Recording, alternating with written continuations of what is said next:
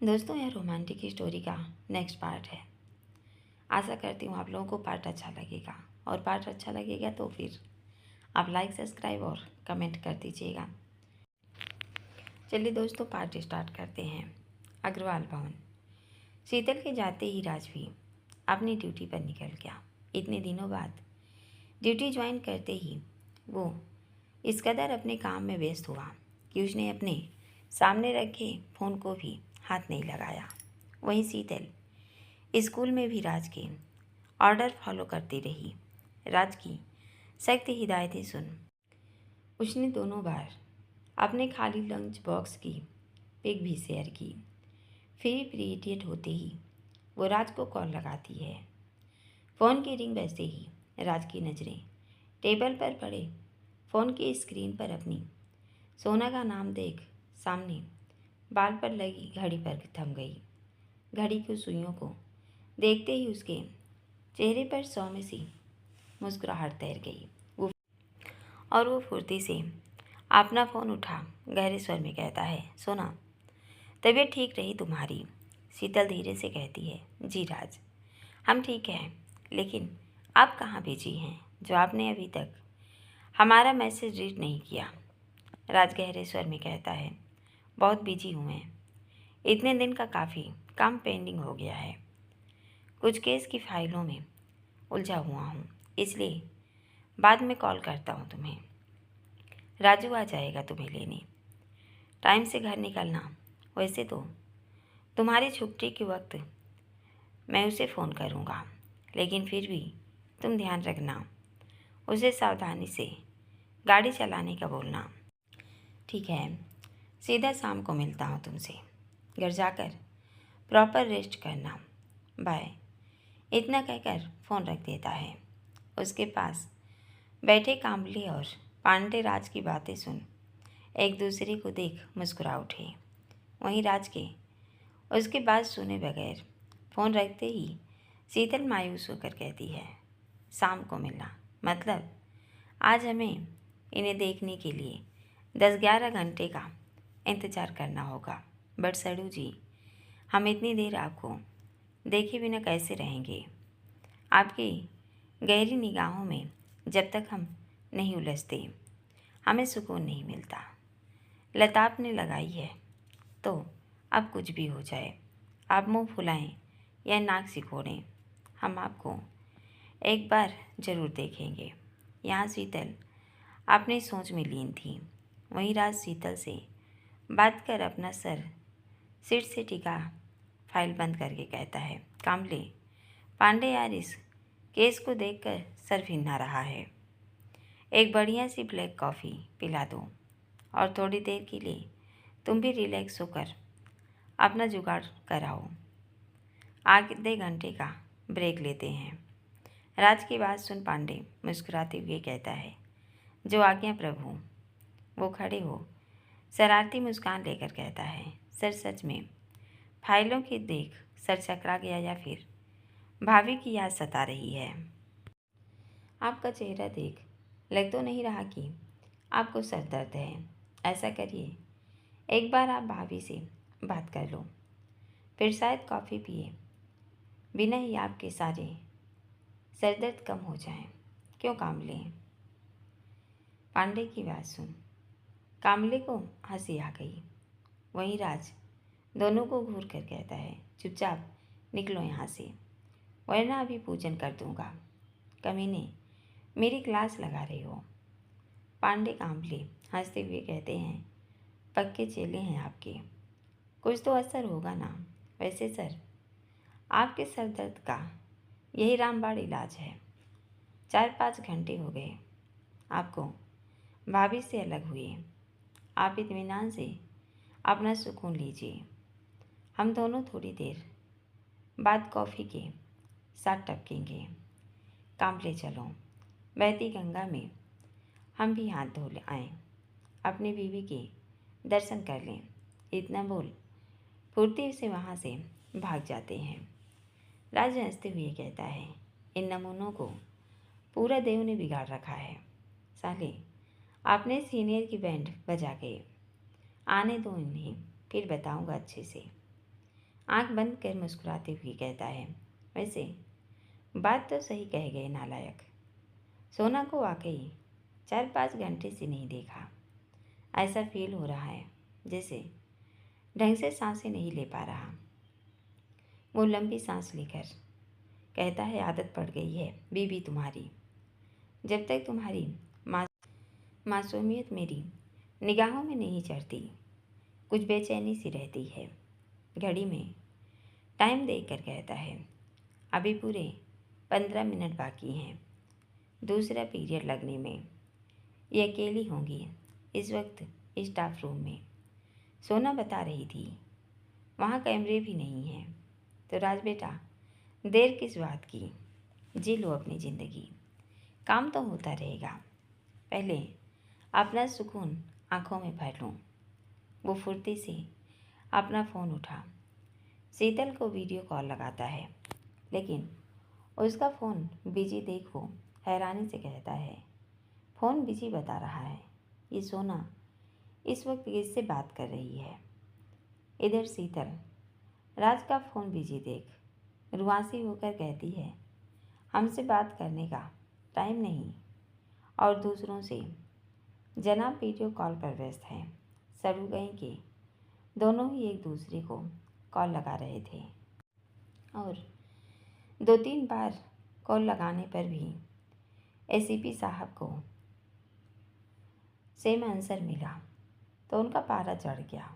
वो phone table पर रख बड़बड़ाते हुए कहते हैं, ज़रूर लगी होगी उस धन्नो वकील मैडम जी से, तभी मेरा कॉल नहीं दिख रहा है इसे।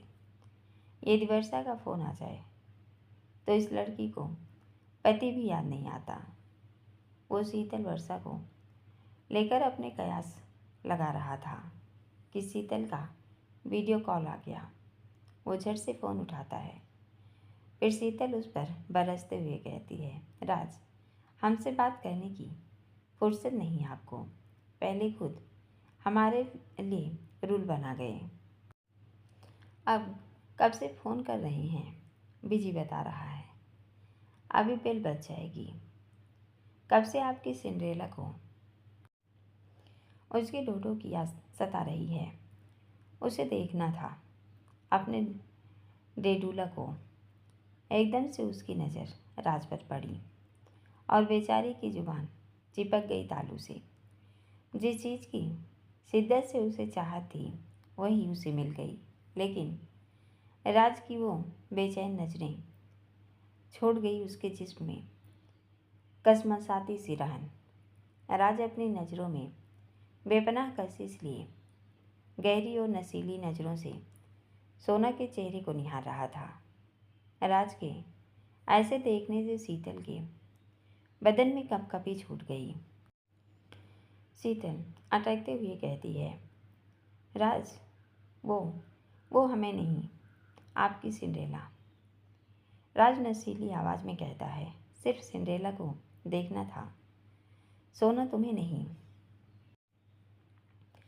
शीतल लरजते हुए कहती है, राज, हमारा वो पीरियड शुरू।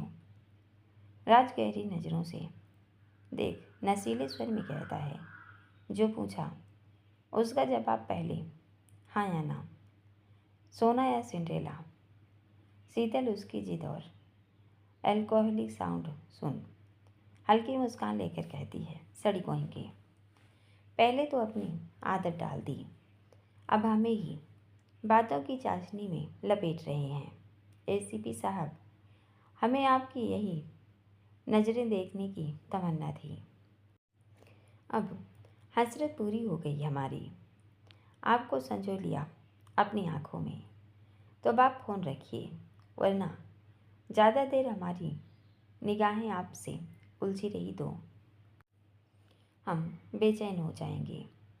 राज उसकी बातें सुन नशीली आवाज़ में कहता है, बेचैनी तुम्हारी तो मैं अच्छे से दूर करूँगा फुर्सत में।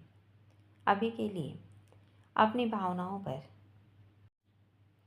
कंट्रोल में रखो सोना, और पहले मेरी बात सुनो। मम्मा और भाभी के साथ लंच करके सीधे रूम में चली जाना और ख़ुद को कैसे रिलैक्स करना है ये मैं रोज़ रोज़ नहीं बताऊंगा। शीतल लरजती हुई कहती है, राज प्लीज आके कुछ नहीं, हमें पता है। राज गहरे स्वर में कहता है, गुड गर्ल। अब जब सब पता ही है तो सबूत भेज देना मुझे रूम में जाकर, तभी विश्वास करूँगा। बाय मेरा बच्चा। मम्मा का और खुद का ध्यान रखना। रात को डोडो का ढेर सारा प्यार मिलेगा, लेकिन सिर्फ आपको। इतना बोल शीतल की तरफ देख आई विंक करके कहता है, बेल बजने वाली है मैडम, बच्चों को पढ़ाओ जाकर। राज की शरारत देख शीतल की आंखें बड़ी हो गई। वो उसे घूर कर मुँह बनाती हुई कहती है, दुष्ट सड़ू हिटलर कहेंगे, बट मेरे डोडो लव यू। वो राज को एक नज़र देख तुरंत फ़ोन काट देती है। शीतल की बच्चों जैसी हरकतें देख राज की मुस्कान बड़ी हो गई। वो हंसते हुए कहता है, ये लड़की मुझे ढंग से नाराज़ भी नहीं होने देती। सुबह इसके साड़ी पहनने से इतना मूड ऑफ था, ऊपर से मम्मा को मनाना। उफ, जान निकलती है जब इन दोनों से उलझता हूँ। पता नहीं अभी और कितना और कब तक मम्मा की प्रवचन सुनने को मिलेंगे। सरला की पिक देख हंसते हुए कहते हैं, वैसे मम्मा आपका ये बेटा कारनामों में बिल्कुल आपकी कॉर्बन कॉपी है, लेकिन कुछ भी हो आपसे भिड़ने में मज़ा बहुत आता है। मदर इंडिया, होप सो आप पापा की बात मान जाओ। वो अपनी सोच में मगन था कि पांडे कांबले दोनों अंदर आते हैं। पांडे राज के सामने कॉफ़ी रख शरारत से कहता है, एसीपी साहब सर दर्द कम हुआ आपका? राज अपनी आंखें छोटी करके कहता है, सर का दर्द तो कम हो गया, लेकिन अब हाथ में खुजली हो रही है कांबले। क्या बोलते हो, धो डालूं या इस चिलगोंजे को? बेशर्म, थाने में खड़े हो अपने सीरियर के मज़े ले रहा है। पांडे राज का हाथ पकड़ भावुक स्वर में कहता है, सर अब लग रहा है हमारे ऊपर कोई हुक्म चलाने वाला है। आपके आने से हमारे शरीर में भी जान आ गई है। आज थाने में बब्बर शेर की दहाड़ सुन मन प्रसन्न हो रहा है। आप इस थाने की संजीवनी बूटी की तरह हैं। आपसे एक क्या हम 10 थप्पड़ खाने को रेडी हैं। क्यों कांबले? कांबले भी उसके बगल में खड़ा हो कहता है, यस सर, आपके बिना ये थाना सोना था। हमारा छोड़िए, रस्तोगी सर भी भूत की सी फेरी लगा निकल जाते थे, और देव सर उनका तो पूछो ही मत। आपके नहीं होने से एक बार भी उन्होंने यहाँ का टूर नहीं किया, सिर्फ फ़ोन पर सारी जानकारी ले लेते हैं। उन दोनों की बातें सुन राज भी भावुक हो गया। वो उन्हें अपने गले लगा हंसते हुए कहते हैं, सालों मुझसे नहीं अपनी बीवी से इतना प्यार कर लो, उन्हें पता चला तो तेरी लंका लगा देंगी। वो उन दोनों के कंधे पर हाथ रखकर कहता है, पांडे यदि उस दिन मुझे होश नहीं आता तो। पांडे और कांबले एक साथ गंभीर आवाज़ में कहते हैं, सर बब्बर सेल घायल जरूर हो सकता है, लेकिन आखिरी सांस तक हार नहीं मानता। इतने लोगों की दुआएं और भाभी के सिंदूर का रंग तो पक्का होना ही था। उस हादसे का जिक्र फिर कभी हमारे आगे मत करिएगा सर, क्योंकि हमें आपसे सिर्फ पॉजिटिव वाइब्स चाहिए। आप हमारी फोर्स के बहादुर ऑफिसर हैं। अभी तो हम सबको मिलकर भाटिया और उसकी गैंग को उनके किए की सज़ा देनी है, इसलिए अपने सिर्फ दहाड़ से उनके रोंगटे खड़े करिए। अभी इतना काफ़ी है उनका दिल दहलाने के लिए, बाकी वक्त का इंतज़ार करते हैं। जैसे भाटिया का एक हाथ जड़ से अलग किया, वैसे ही उसके हर अंग को खत्म कर उसकी लंका का दहन करना है। राज दोनों की तरफ देख हंसते हुए कहते हैं, उनकी लंका दहन होता रहेगा, पहले मुझे अपनी कॉफ़ी गटकने दो। सच में यार, इस केस की फाइलों से सर घूम रहा है। राज के बैठते ही काम्बले पांडे दोनों उसके इर्द गिर्द बैठकर कहते हैं, सर आप इत्मीनान से कॉफ़ी ख़त्म कीजिए, तब तक हम दोनों इसे रीड करते हैं।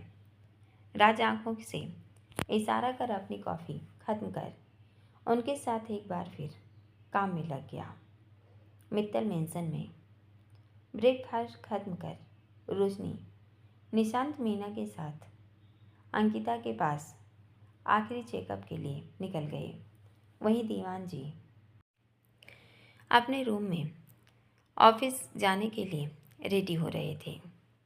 कृष्णा टाई की नोट लगाते हुए उनकी आंखों में देखकर कहती हैं, सुनिए जी, अपने दिमाग को शांत रखिएगा, बिल्कुल हिम्मत नहीं हारनी है आपको। हमारे सामने अभी 2 बड़े काम पड़े हैं, रोशनी की डिलीवरी और अंकिता की शादी। अक्षत भाई साहब को आपकी और अनिकेत भाई साहब दोनों की इस समय बेहद ज़रूरत है। आपके बिना वो अधूरी हैं जी, इसलिए हाथ जोड़कर आपसे कह रही हूँ, सब कुछ उस ऊपर वाले पर छोड़कर दोनों बच्चियों के काम राजी खुशी निपटाइए। दीवान जी कृष्णा के कमर में हाथ लपेट संजीदगी से कहते हैं, कृष्णा प्रॉमिस करता हूँ कल के जैसे गलती इस जन्म में तो क्या 7 जन्मों तक नहीं होगी, लेकिन कुछ झूठ नहीं बोलूँगा तुमसे। जब देव सेजल को एक साथ खुशी से चमकते उनके चेहरे देखता हूँ तो गुरु जी की बातें अपने आप दिल में हलचल पैदा कर देती हैं। उस बच्ची के चेहरे का नूर देख भीतर तक हिल जाता हूँ। एक अनकहा सा डर सांसें रोक लेता है मेरी, लेकिन चिंता मत करो तुम्हारा पति कुछ देर के लिए कमज़ोर पड़ सकता है, लेकिन हिम्मत और उस ऊपर वाले पर जो विश्वास है उसे नहीं खो सकता। मुझे यकीन है मेरे दोनों काम सही सलामत निकलेंगे। रही देव सेजल की बात, तो देव मेरा गुरूर है कृष्णा। उम्मीद ही नहीं, यकीन है मुझे, वो हर हाल में सेजल की खुशियों को उसे संभाल लेगा। इतना बोल उनके माथे को चूम कर कहते हैं, अक्कू के साथ उसके ससुराल से सीधा वेन्यू पर जाएंगे तीनों।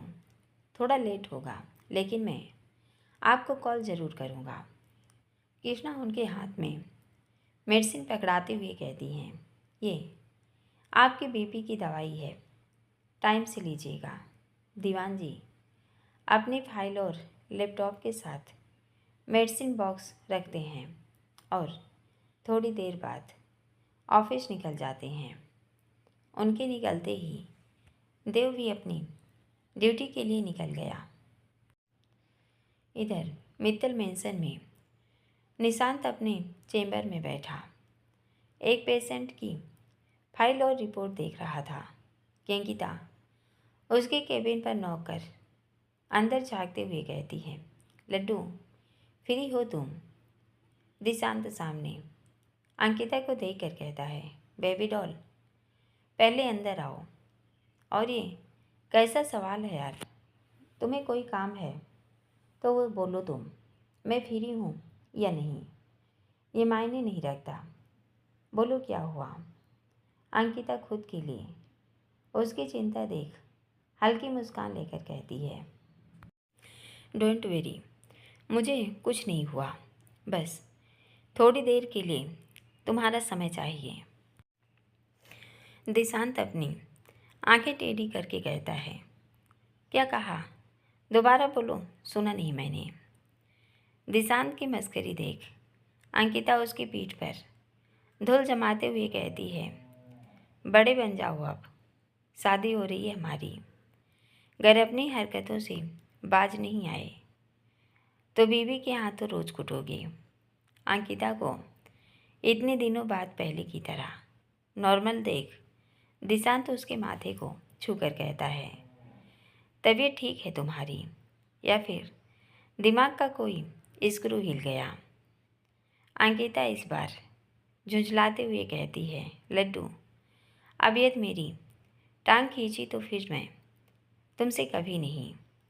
दिशांत एकदम से उसका हाथ पकड़ उसे अपने गले लगा, उसके बालों में हाथ फेरते हुए भावुक स्वर से कहता है, आंखें कब से इस रूप को देखने के लिए तरस रही थी। आज महीनों बाद अपने बेबी डॉल को पुराने अंदाज में देख आंखें भर आई। अंकिता उसे कसकर नम स्वर में कहती है, सॉरी लड्डू।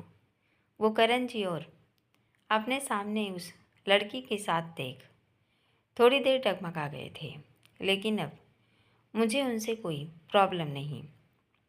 उनकी वाइफ है, उन्हें भी जीवन में आगे बढ़ना होगा। बस उस लड़की को देख मेरा दिमाग खराब हो गया था। उनकी ऐसी चॉइस होगी, यकीन नहीं हो रहा। कल रात काफ़ी देर तक इसी कसम में निकाले हैं, बट अब मुझे अपनी गलती रियलाइज़ हो गई है। तुम्हारी तो कोई गलती नहीं थी, फिर भी मैंने नादानी में तुम्हारे साथ बहुत गलत कर दिया, जबकि तुमने भी तो पापा की ख्वाहिश पूरी करने के लिए अपनी मोहब्बत को। दिशांत गहरे स्वर में कहता है, बेबी डॉल मेरी मोहब्बत सिर्फ मेरी बीवी के हिस्से आएगी, किसी और के लिए मेरे दिल में कोई जगह नहीं, और मैं पुरानी लकीरों को नहीं पीटता। पीछे पुरानी यादों को हमेशा के लिए छोड़कर अब हमें अपने नए सफ़र पर पड़ना है। जो हुआ उसे भूलकर आज से इस रिश्ते को निभाने की कोशिश करते हैं। इतना बोल अपना हाथ आगे करके भरोसा है अपने लड्डू पर तो थामो हाथ मेरा। अंकिता एक पल अपनी आंखें बंद कर नम स्वर में बुदबुदाते हुए कहती है, हमेशा के लिए अलविदा करण जी। इस जन्म की कसर अगले जन्म में हासिल करेंगे। आपको पाकर मेरी हर यादों को अपने दिल से निकाल अपने हमसफ़र के साथ पूरी ईमानदारी और मोहब्बत से आगे बढ़ जाइए। बस यही तमन्ना है दिल से मेरी कि आप खूब ऊंची बुलंदियों पर पहुँचें। Sorry Rajendra uncle, sorry Keshu भैया, आरती भाभी, हम आपको वो नहीं दे पाए जो आप चाहते थे, लेकिन अपने गुड्डा के फंक्शन में हम ज़रूर आएंगे, चाहे सुरेखा आंटी की कितनी भी नाराज़ हो जाएं हमसे, लेकिन हम राजेंद्र अंकल को निराश नहीं करेंगे और दिशांत की मंगेतर बनकर आपका आशीर्वाद जरूर लेंगे। दिशांत उसकी बंद आंखें देखकर कहता है, बेबी डॉल नींद आ गई क्या?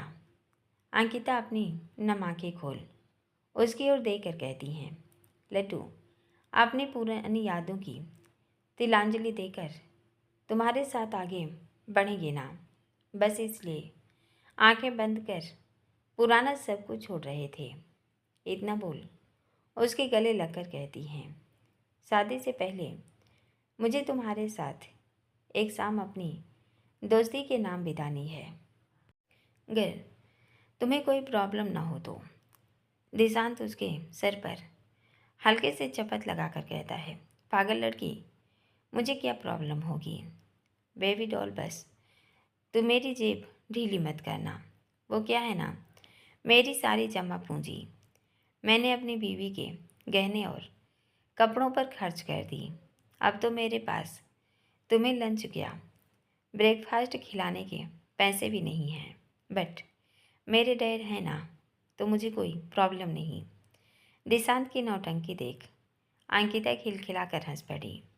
हंसते हंसते उसकी आंखें करण को याद कर फिर से भीग गई।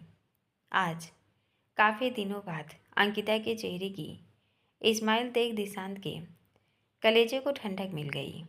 वो उसका चेहरा हाथों में भरकर कहता है, भगवान करे ये चेहरा यूं ही हमेशा मुस्कुराता रहे। उसकी आंखों से काजल निकाल कान के पीछे लगा कर कहता है, नजर न लगे हमारी दोस्ती को। बोलो आज चलें बाहर। अंकिता धीरे से कहती है, लड्डू आज नहीं कल। हमारी दोस्ती का आखिरी गिफ्ट तुम्हारी तरफ से। दिशांत मुस्कुराते हुए कहता है, बोलो क्या चाहिए तुम्हें। अंकिता धीरे से कहती है, लड्डू हम तुम्हारी मंगेतर बनकर गुड्डा के नामकरण सेरेमनी में शामिल होना चाहते हैं और उस फंक्शन के लिए हमें हमारी पसंद का सुर्ख लाल रंग का ड्रेस चाहिए। दिशांत अंकिता की फरमाइश सुन गंभीर आवाज़ में कहता है, ड्रेस तुम यूं ही ले लो यार, फंक्शन में जाना जरूरी है क्या। अंकिता गहरे स्वर में कहती है, ज़रूरी है तभी बोल रहे हैं ना, लेकिन शायद तुम्हारे लिए पायल को देखकर अपने जज्बात। दिशांत गुस्से भरी बाड़ी में कहता है, बेबी डॉल स्टॉप इट। जब कह दिया तुमसे 100 बार की मेरी मोहब्बत मेरी बीवी के अलावा किसी के नसीब में नहीं, तो समझ नहीं पड़ता तुम्हें। अंकिता अपना हाथ उसके आगे करके कहती है, मेरी कसम खाकर वादा करो लड्डू, तुम्हारे दिल में पायल के लिए कोई जगह नहीं। ये तुम उसे ज़रा भी पसंद करते हो तो एक बार आखिरी मौका है तुम्हारे पास, तुम आराम से अपने प्यार को चुन सकते हो। लेकिन अगर तुमने मेरे साथ शादी के वक्त या बाद में कभी भूल से भी धोखा या गलत किया तो मैं तुम्हें कभी माफ़ नहीं करूँगी लड्डू। अभी भी वक्त है, तुम अपने प्यार के साथ आगे। दिशांत हल्की नाराज़गी से कहता है, अब क्या अग्नि परीक्षा दो तुम्हें, जब बोल दिया तो भेजे में नहीं बैठता तुम्हारे। अंकिता गहरे स्वर में कहती है, आखिरी मौका दे रही हूँ, सोच लो तक कल तक, और यदि मेरे साथ पूरी ईमानदारी से बढ़ना चाहते हो तो कल डिनर के लिए तुम्हारा वैल्यू मून में वेट करूँगी। गुड डे, ओटी में जा रही हूँ, कोई काम हो तो बोल देना। दिशांत लंबी सांस लेकर कहता है, हम ध्यान से ऑपरेट करना, शाम को साथ घर चलेंगे, बाय। अंकिता धीरे से कहती है, बाय, मिलती हूँ शाम को। इतना बोल उसके केबिन से बाहर निकल गई। किरसवान आर्किटेक्ट दीवान मित्तल अपने ऑफिस में बैठे फाइलों की देखते हुए कॉल पर बिजी थे। हालांकि उनके केबिन से पूरी बिल्डिंग और स्टाफ साफ दिखाई पड़ता है, लेकिन इस वक्त वो बात करने में इतने बिजी थे कि गेट पर जैसे ही नोक हुई और उन्हें आवाज़ सुनाई पड़ी, वो एकदम से अपनी चेयर से उठ हैरानी से कहते हैं, तुम यहाँ।